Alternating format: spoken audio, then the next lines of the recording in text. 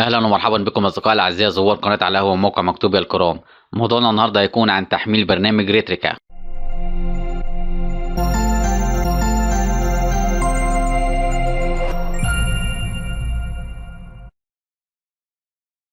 البرنامج اللي معانا النهارده على موقع مكتوبي هو برنامج ريتريكا، هو من اشهر التطبيقات لالتقاط صور السيلفي. هنتعرف عليه اكتر من خلال الرابط الموجود باسفل الفيديو بصندوق الوصف. زي ما احنا شايفين ده الموضوع الخاص ببرنامج ريتريكا على موقع مكتوبي، وطبعا اولى الخصائص اللي بنهتم بيها على الموقع ان احنا نقدم لكم كل ما هو جديد ومجاني من تطبيقات والعاب. بجانب التطبيق بيشتغل على الهواتف المحموله سواء بنظام تشغيل اندرويد او الاي او اس لهواتف الايفون، وحجمه صغير مش هيحتاج منك مساحه كبيره على الجهاز بتاعك. البرنامج وظيفته التقاط صور عن طريق الكاميرا بعيدا عن التطبيق الافتراضي، هو كبديل للتطبيق الافتراضي للكاميرا. طبعا بجانب الفلاتر الكتيرة موجودة على البرنامج، تقريبا مجموعهم 190 فلتر. طبعا في منهم المدفوع وفي منهم المجاني. المجاني تشتغل عليه عادي جدا، والمدفوع تقدر ان انت تعمل بيه نسخة تجريبية او تاخده وتستخدمه بوقت تجريبي. كمان في اكتر من طريقة لالتقاط الصور، هتلاقي فيه هنا شرح زي ما احنا شايفين على موقع مكتوبيا.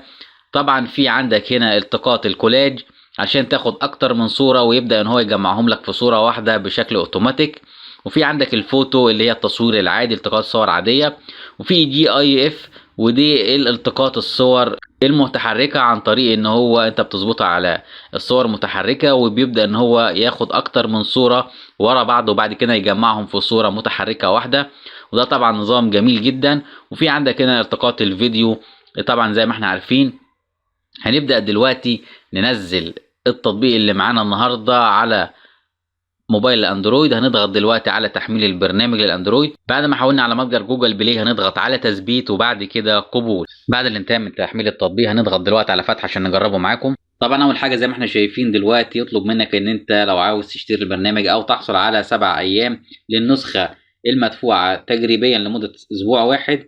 طبعا انا مش عاوز النسخه التجريبيه، هضغط على اكس من فوق. زي ما احنا شايفين دلوقتي البرنامج بدأ معانا واشتغل معانا. في عندك فوق هنا العلامه اللي عليها السهم الداير، تقدر من خلاله ان انت تغير وضع الكاميرا من خلال الكاميرا الاماميه او التقاط الصوره من الكاميرا الخلفيه. تقدر زي ما احنا شايفين ان انت تفتح الفلاتر عن طريق الدوائر الملونه هنا على اليمين من تحت.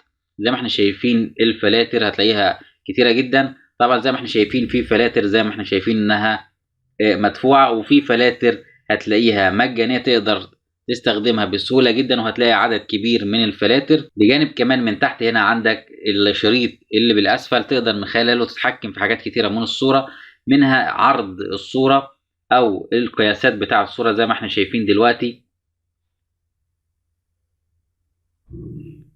زي ما احنا شايفين التغير في الشكل بتاع الصوره او القياسات بتاع الصوره. تاني واحده دي هيعمل لك تفتيح شويه للصوره، بعض المؤثرات اللي بتبقى للصوره زي ما احنا شايفين. واللي بعدها بيعمل الاطار اللي هو بالظل، واللي بعد كده بيحط لك مثلا التاريخ او الوقت او حاجات كتيره او العلامه بتاعه البرنامج. طبعا زي ما احنا شايفين حاجات كتيره جدا.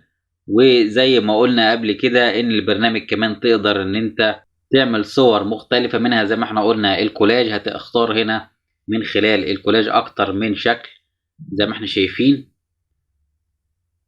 وكمان الفوتو العادي زي ما احنا عارفين التقاط الصور، والجي اي اف زي ما قلنا دي التقاط الصور المتحركه. وعندك النظام بتاع الفيديو عشان تصوير الفيديو. طبعا كلهم تقدر من خلالهم ان انت تعمل فلتر مختلف زي ما احنا شايفين. وكمان تقدر ان انت تتحكم في الاضاءه زي ما احنا شايفين دلوقتي، الاضاءه وابعاد الصوره زي ما احنا شايفين هنا من على اليمين. بعد الانتهاء من التقاط الصوره تقدر ان انت تحتفظ بيها على الجهاز بتاعك، وتقدر كمان ان انت تعمل لها مشاركه على حساباتك بمواقع التواصل الاجتماعي.